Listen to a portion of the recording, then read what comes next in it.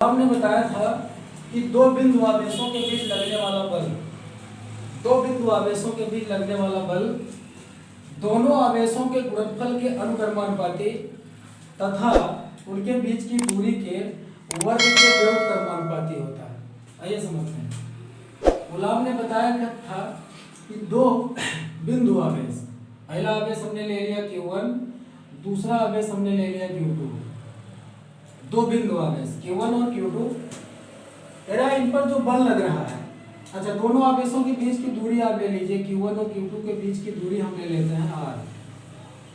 माना कि दो आवेश Q1 और Q2, दोनों आवेशों के बीच की दूरी है R। तो कूलॉम्स ने क्या बताया था कि दोनों आवेशों के बीच क्या रिलेशन होता है। जब दो बिंदु आवेश होते हैं तो उनके बीच में कैसे फोर्स लगता है, वो फोर्स दूरी से क्या रिलेशन लगता है और इन दोनों आवेशों के बीच जो बल लगता है उनका क्या रिलेशन होता है, यही बताया था। तो देखिए हमने एक आवेश लिया Q1 और दूसरा आवेश लिया Q2 और इन दोनों आवेशों के बीच की दूरी लिया R। अब उन्होंने रिलेशन क्या बताया था, देखिए उन्होंने कहा था इन दोनों के बीच में बल कार्य करता है F, दोनों आवेशों के बीच एक बल कार्य करता है। वो बल क्या है, कैसे कार्य करता है, देखिए ये उन्होंने कहा था एक बल F कार्य करता है जो डायरेक्टली प्रोपोर्शनल होता है दोनों आवेशों के गुणनफल के। ये पहला रिलेशन इन्होंने माना। दूसरी बात इन्होंने क्या कहा था, उनके बीच की दूरी के वर्ग की, यानी दोनों आवेशों के बीच की दूरी, दोनों आवेशों के बीच की दूरी हमने दूरी माना है R, वर्ग के व्युत्क्रमानुपाती होता है, तो इसका स्क्वायर कर दिया। यानी दोनों आवेशों के बीच की दूरी के वर्ग के व्युत्क्रमानुपाती होता है। ये रिलेशन नंबर सेकंड मान लीजिए। अब देखिए समीकरण फर्स्ट हुआ समीकरण सेकंड से, समीकरण फर्स्ट और समीकरण सेकंड से F प्रोपोर्शनल है Q1 इंटू Q2 के अपान R है इनवर्सली प्रोपोर्शनल, अतः इसको हम नीचे रखेंगे। ये हो, अब प्रोपोर्शनल हटा दीजिए। प्रोपोर्शनल जब हटाएंगे या बराबर तो कोई कांस्टेंट आ जाएगा, कांस्टेंट आ गया K, ये हो जाएगा Q1 into Q2 upon R square. ठीक है, K का मान क्या होता है, K का मान अब यहाँ होता है 1/4πε0, ये होता है K का मान। अब इस K के मान को यहाँ फिल कर दीजिए, F equal to 1/4πε0 Q1 into Q2 upon R square. ये था, ठीक है। एप्सिलॉन नॉट यहाँ पे क्या होता है देख लीजिए, एप्सिलॉन नॉट होता है, एप्सिलॉन नॉट की वैल्यू हम लोग क्या लिखते हैं, इसको देख लीजिए हम लोग। इसका मान होता है 8.85 × 10⁻12 न्यूटन पर मीटर स्क्वायर। ये लिखते हैं कूलॉम स्क्वायर इंटू, क्या लिखा जाता है इसको, कूलॉम स्क्वायर पर न्यूटन मीटर स्क्वायर, ये लिखते हैं। ठीक है, और ये 1/4πε0 का मान अगर लिखना हो आपको, 1/4πε0 इक्वल टू होता है 9 × 10⁹, ये होता है। अगर इस वैल्यू को हम लोग यहाँ पुट करें, इस वैल्यू को यहाँ पुट करें तो एक क्वेश्चन इस तरह से बन जाता है, F equal to 9 × 10⁹ into Q1 into Q2 upon R square, ये हो जाता है। ये था कूलॉम का नियम। कूलॉम ने अपने नियम में ये बताया था कि दो बिंदु आवेश Q1 और Q2 और दोनों बिंदु आवेशों के बीच की दूरी R के बीच क्या रिलेशन होता है। रिलेशन ये बताया था कि जो बल लगता है दोनों आवेशों के बीच में, इन दोनों आवेशों के गुणनफल के डायरेक्टली प्रोपोर्शनल होता है, अनुक्रमानुपाती होता है, और इन दोनों आवेशों की जो बीच की दूरी होती है उससे इनवर्सली प्रोपोर्शनल होता है, यानी व्युत्क्रमानुपाती होता है। दोनों इक्वेशन को हमने ऐड किया तो हमें ये मिला, यह प्रोपोर्शनल ये और प्रोपोर्शनल हटाया तो क्या आया, K का मान आप ये रख सकते हो 1/4πε0 या आप 1/4 का मान 9 × 10⁹ रख दीजिए तो हमारा इक्वेशन ये बन जाएगा। अब जो है इस नियम पर आधारित कुछ हम न्यूमेरिकल्स करवाएंगे और वो बहुत बेहतरीन न्यूमेरिकल है। ये तो छोटा सा नियम है, मुझे लगता है सारे बच्चों को आता होगा। तो इस नियम पर आधारित कुछ न्यूमेरिकल जो हमारे पास है वो हम करवाएंगे। बोर्ड के लिहाज से करवा रहे हैं तो आपकी परीक्षा में आने की संभावना 90% है। ठीक है, तो देखिए एक पहला प्रश्न हम आप लोगों के सामने ला रहे हैं। देखिए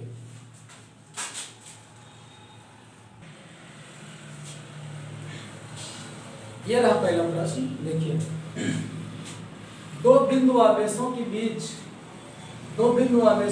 F न्यूटन का वैद्युत बल कार्य करता है। यदि आवेशों को के परावैद्युतांक के माध्यम में रख दिया जाए तब यह बल कितना होगा। कह रहा दो आवेशों के बीच F न्यूटन का वैद्युत बल कार्य करता है यदि आवेशों को के परावैद्युतांक के माध्यम में रख दिया जाए। यानी कि पहले कंडीशन में इसने बोला है कि दो बिंदु आवेशों के बीच की दूरी बीच F न्यूटन का वैद्युत बल कार्य करता है।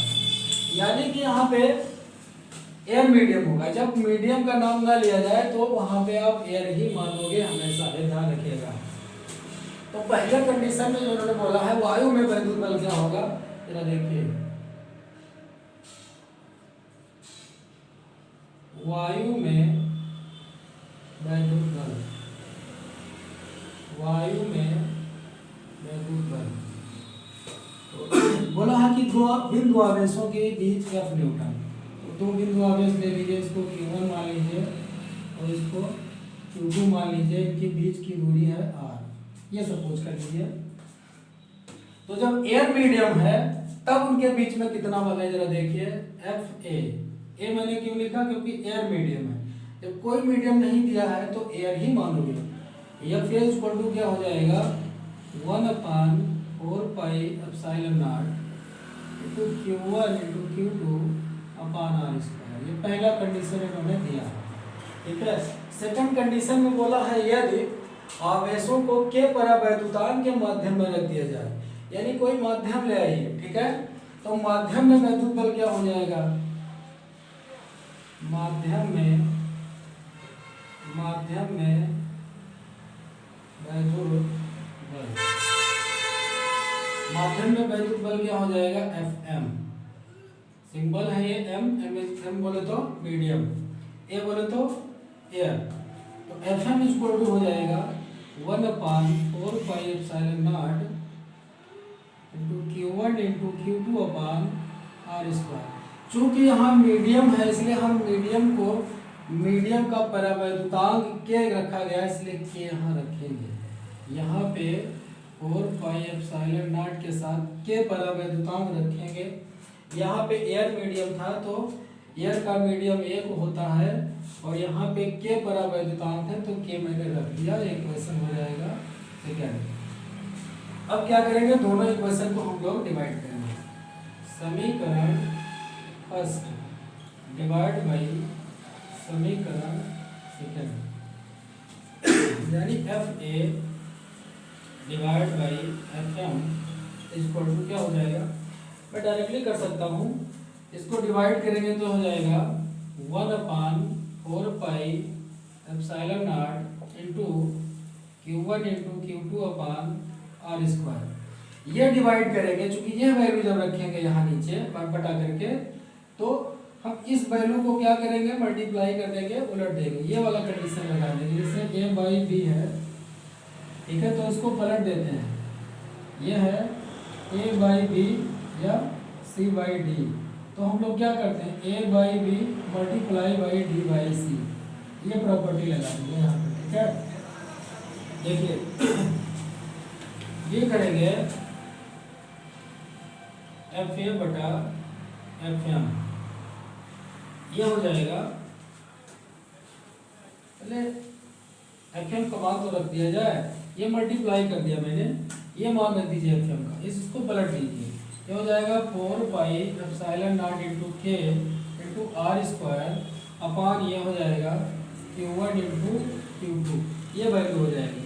ये Q1 इनटू Q2 से Q1 इनटू Q2 हट जाएगा आर स्क्वायर से आर स्क्वायर कट जाएगा, 4 पाई एप्सिलॉन नॉट से 4 पाई एप्सिलॉन नॉट कट जाएगा, ये बचेगा यहाँ पे के। तो यहाँ पे हो जाएगा बेटा F A upon F M is equal to K, ये आया।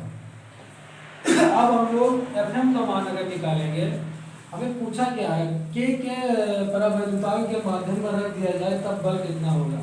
अगर परावैद्युतांक के है तब वहाँ पे बल क्या होगा, तो हमें एफ एम निकालना। F M is equal to medium by force क्या होगा ये पूछा है, तो F M is equal to क्या हो जाएगा, ये बटा करके क्रॉस करेंगे तो F M is equal to हो जाएगा एफ ए अपान के, ये हो जाएगा, ये इसका आंसर हो जाएगा। अगला प्रश्न, ये रहा अगला प्रश्न आपका।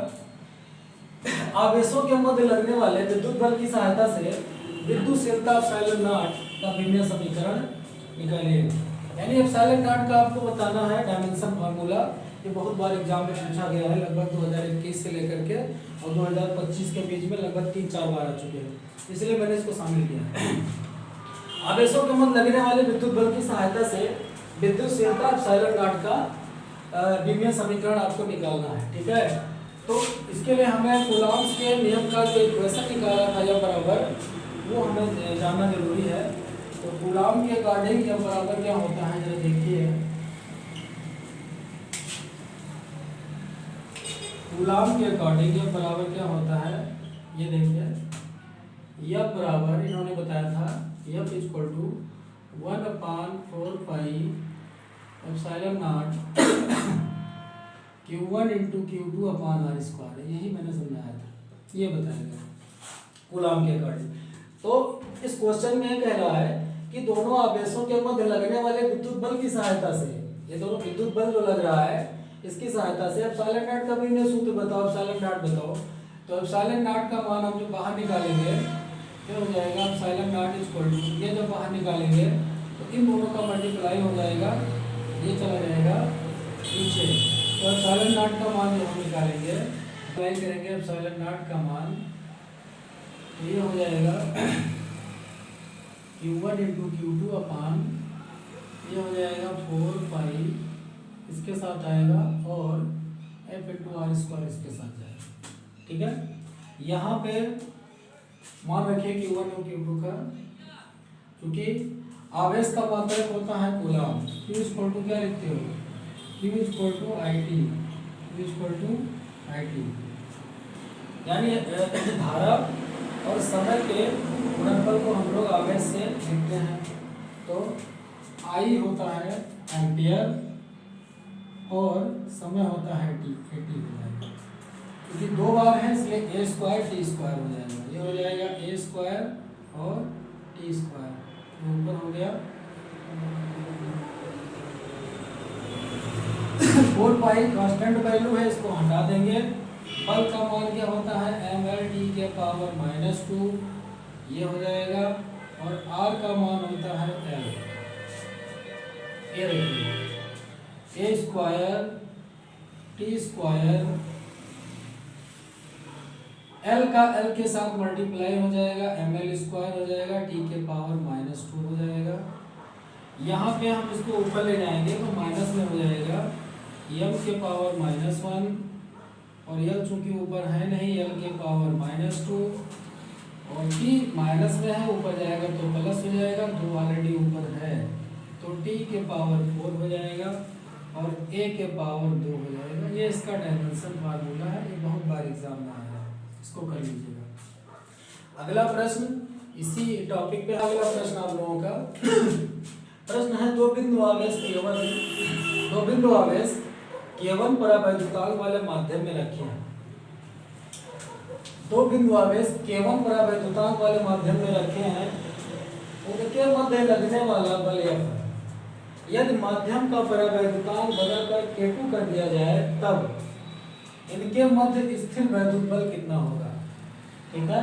यानी दो बिंदु आवेश केवल परावैद्युतांक वाले माध्यम में रखे हैं, उसके बाद माध्यम बदला गया, K2 परावैद्युतांक वाले माध्यम में रखा गया। तो हम लोग क्या करेंगे, कूलॉम्स का नियम लगा करके पहले माध्यम में जो बल लग रहा है केवल माध्यम में वो निकालेंगे, फिर दूसरे माध्यम बदल कर K2 किया गया उसका बल निकाल लेंगे या दोनों बल का हम लोग तुलना कर लेंगे, आ जाएगा हमारा आंसर। ठीक है, तो पहले माध्यम में वैद्युत बल क्या होगा जरा देखो।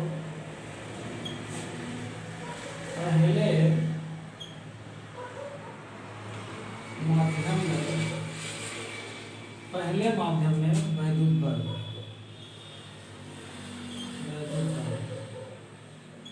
क्या होगा, F इक्वल टू 1/4πε0। चूंकि परावैद्युतांक K1 है पहले माध्यम का, अतः हम लोग K1 लेंगे यहाँ। अच्छा, तो बिंदु आवेश है, ये 1 है और ये 2 है, दो बिंदु आवेश के बीच की दूरी r है। F जो लग रहा है वो कह रहा है पहले माध्यम को हमने K1 परावैद्युतांक लिया और दूसरा माध्यम जो लिया F2 उसमें K2 परावैद्युतांक लिया है, ये कंडीशन है। ठीक है, तो देखिए ये हो जाएगा 1/4πε0 into K1 Q1 into Q2 upon r square, ये हो जाएगा प्रथम कंडीशन। ठीक है, ये हो जाएगा प्रथम कंडीशन। द्वितीय कंडीशन में क्या है, दूसरे माध्यम में निकाल लीजिए। दूसरे माध्यम में वैद्युत बल, दूसरे माध्यम में वैद्युत बल क्या होगा, ये देखिए F2, ये F1 मान लीजिए, इसको F2 मान लीजिए, ये हो जाएगा 1/4πε0, इसको मान लीजिए K2, क्योंकि देखिए माध्यम में परावैद्युतांक बदल करके K2 हो जाता है, तो हम K2 लेंगे और ये हो जाएगा Q1 into Q2 upon r square, ये वैल्यू हम रखेंगे। ठीक है, तो पहले माध्यम का F, दूसरे माध्यम का F2 हमने निकाला। अब करिए दोनों को डिवाइड, ये है क्वेश्चन नंबर सेकेंड। ठीक है, समीकरण फर्स्ट डिवाइड बाई समीकरण सेकंड से। अब हम डायरेक्ट करेंगे क्योंकि एक दो सवाल इसी पे लगभग इसी टॉपिक करवाए हैं, थोड़ा सा वैल्यू चाहिए। इसमें जब हम करेंगे F अपॉन F2, ये करेंगे F अपॉन F2 करेंगे तो क्या होगा, ये वैल्यू कट जाएगी, ये वैल्यू कट जाएगी। चलिए लिख लेते हैं 1/4πε0 इंटू K1, ये हो जाएगा into Q1 into Q2 upon r square, ये हुआ। ये मैंने पहला रखा F का मान। ठीक है, दूसरा जब डिवाइड करेंगे तो उसके नीचे वैल्यू रखेंगे। तो डिवाइड में क्या होता है, जब पलट देते हैं तो गुणा हो जाता है, तो गुणा कर दीजिए, ये वैल्यू ऊपर चला जाएगा 4πε0 K2 r स्क्वायर अपॉन, ये हो जाएगा Q1 इंटू Q2, ये Q1 इंटू Q2 से Q1 इंटू Q2 कट जाएगा, r स्क्वायर से r स्क्वायर कट जाएगा, 4πε0 ये कट जाएगा, 4πε0 ये कट जाएगा, बचेगा क्या K2 अपॉन K1, ये हो जाएगा F बराबर F2 इक्वल टू ऊपर क्या है K2 बटा K1, ये बचा। अब हमको निकालना है इनके मध्य स्थिर वैद्युत बल, किसके मध्य, K2 कर दिया जाए तब इनके मध्य स्थिर वैद्युत बल, यानी K2 की वैल्यू निकालनी है हमको, सॉरी F2 की वैल्यू निकालनी है। तो F2 इक्वल टू क्या हो जाएगा, पलट जाएगा, क्रॉस मल्टीप्लाई हो जाएगा, K1 upon K2 sorry K1 upon F, ये हो जाएगा K1 upon F, K1 upon F, और यार क्या कर रहे हैं, इसको क्रॉस मल्टीप्लाई करो, ये F2 हमें निकालना है, F2 इक्वल टू ये हो जाएगा K1 upon K2 into F, ये यानी F2 जब परावैद्युतांक हम K2 कर देते हैं तब उनके बीच में जो बल लगेगा F2 का मान जो आएगा वो K1 upon K2 into F आएगा। लगभग 4-5 बार बोर्ड पेपर में आ चुका है। अगला प्रश्न थोड़ी सामने बहुत बार आया है, वो छोटा सा प्रश्न है लेकिन बोर्ड में कई बार आ चुका है। एक चालक पर 2.4 के पावर -18 धनात्मक आवेश है। ठीक है, चालक पर जो चार्ज है वो 2.4 × 10⁻18 कूलम धनात्मक आवेश है। बताइए इस चालक पर कितने इलेक्ट्रॉनों की कमी या अधिकता है। एक चीज ध्यान रखिए, कमी या अधिकता से क्या मतलब है? कमी कब होगा? जब कोई चार्ज पॉजिटिव चार्ज होगा और जब वो नेगेटिव चार्ज होगा तब अधिकता होगी। तो ये ध्यान दीजिएगा, अभी लास्ट में हम बताएंगे। देखिए प्रश्न क्या है, कह रहा है चालक पर 2.4 × 10⁻⁻18 कूलाम धनात्मक आवेश है। ठीक है, तो आवेश की मात्रा इस पे कितना है? 2.4 × 10⁻⁻18 कूलाम। क्यों इक्वल टू चार्ज दिया गया है इतना, तो उसके बाद में हमें क्या दिया गया है? कुछ नहीं दिया गया है। इलेक्ट्रॉनों की कमी या अधिकता निकालना है। तो जरा देखिए, आपको पता है कि इलेक्ट्रॉन पे जो चार्ज होता है वो कितना होता है? इलेक्ट्रॉन पे जो चार्ज होता है E इक्वल टू होता है 1.6 × 10⁻⁻19 कूलम। ये वैल्यू फिक्स होती है। हमारा फार्मूला है Q इक्वल टू ND, इससे हम निकालेंगे। अगर हमारी n की संख्या आ जाएगी तो हमें पता चल जाएगा इलेक्ट्रॉनों की कितने इलेक्ट्रॉनों की कमी और या अधिकता है। तो देखो n इक्वल टू क्या हो जाएगा? Q/E। n इक्वल टू जब हम निकालेंगे तो Q/E हो जाएगा। n का मान रखिए, इसमें n का मान नहीं Q का मान रखिए। Q कहाँ है? ये 2.4 × 10⁻18/1.6 × 10⁻19 ये रखा। काटिए इसको, 1 0 से 0 दशमलव हटाइए। ठीक है, दशमलव हटाने के बाद में इसको आप काट दीजिए 4 से। 4 4 जा 16, 4 6 जा 34, ये हो जाएगा। फिर 2 2 जा 4, 2 3 जा 6, ये हो जाएगा। n इक्वल टू 3/2 इंटू, यह है 10⁻⁻19 कूलम। ये माइनस ऊपर ले जाएंगे तो प्लस हो जाएगा। तो ये आएगा 10⁻18 माइनस है ऑलरेडी पहले से, और ये हो जाएगा 10⁻+19 कूलम।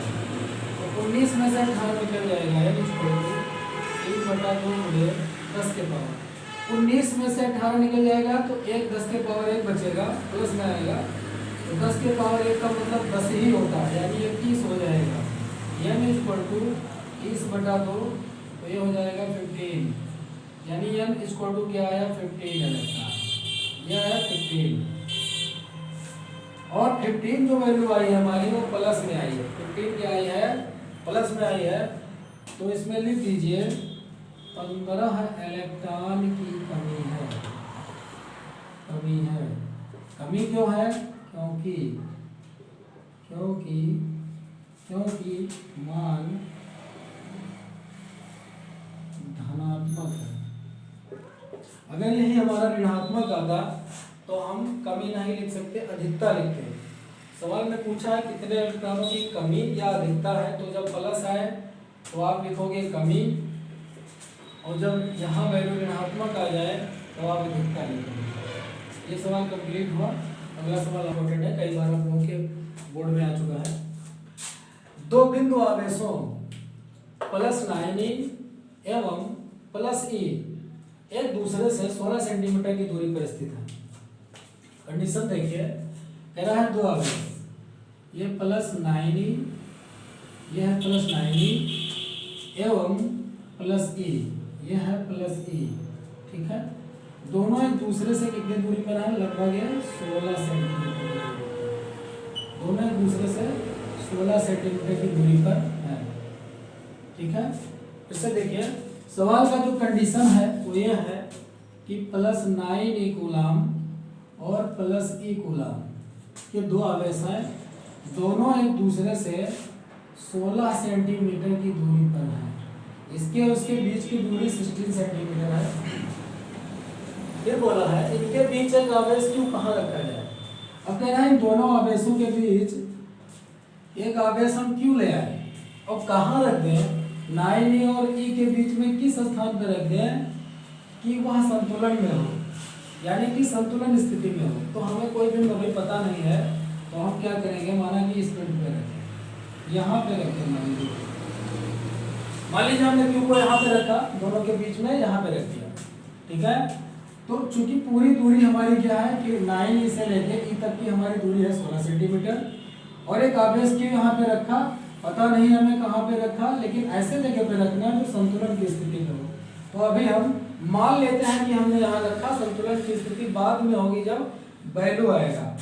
तो मान लीजिए हमने क्यों यहाँ पे रखा, तो इसके उसके बीच की दूरी x मान लीजिए, क्योंकि टोटल दूरी है 16 सेंटीमीटर, तो 9 आवेश और q के बीच हमने मान लिया 1 सेंटीमीटर, तो बचा कितना 16 माइनस x, ये बचेगा। q से लेके e के बीच की दूरी 16 माइनस x बचा, और 9 और q के बीच की दूरी है x, इसको x माना तो टोटल में से x घटा दिया तो ये दूरी हमको मिल गई। ये कंडीशन है। अच्छा, बोल रहा है सवाल कि यदि वह संतुलन में हो तब, तो संतुलन में करने के लिए हम लोग क्या करेंगे संतुलन की स्थिति में। देखिए सवाल का जो कंडीशन था वो मैंने बताया, अब सॉल्व करते हैं। संतुलन की स्थिति में, संतुलन की स्थिति में, संतुलन की स्थिति में, संतुलन की स्थिति में क्या होगा ये देखना आप लोगों को। ये जो आवेश है 9e के कारण q पर लगने वाला वैद्युत बल, देखिए 9e के कारण q पर जो बल लगेगा वो, और प्लस e के कारण q पर जो बल लगेगा वो बराबर होना चाहिए। देखिए आवेश प्लस 9e के कारण, 9e के कारण q पर लगने वाला बल बराबर होगा कब, आवेश प्लस ई के कारण, क्यू पर लगने वाला बल, क्यू पर सॉरी देख लीजिए, ये हमारा बचा था, इसको काटने के बाद में ये आया था 9/x² एक बच गया है, बराबर हो जाएगा किसके, ये हो जाएगा 1/16 माइनस x की पावर 4। वर्गमूल लेने पर वहाँ पे लिख दीजिए, वर्गमूल लेने पर,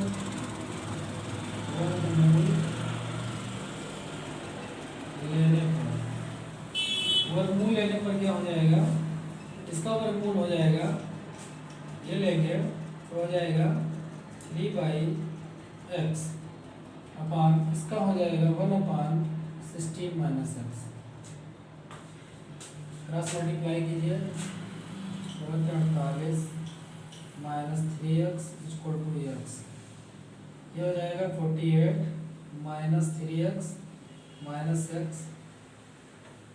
बराबर 0, 3x और 1x 4x, 48 minus 4x equal to 0, तो 48 ये हो जाएगा 4x, तो x equal to 48/4, x equal to हो जाएगा 4/4, और ये हो जाएगा 12,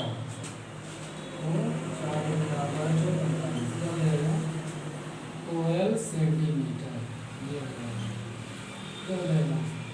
यानी कह रहा था कि इनके बीच एक आवेश q को कहाँ रखा जाए कि वह संतुलन की स्थिति में हो, तो x इक्वल टू 12 सेंटीमीटर पर रखा जाए, तब यह मान संतुलित होगा। ठीक है, अगला प्रश्न आपके सामने।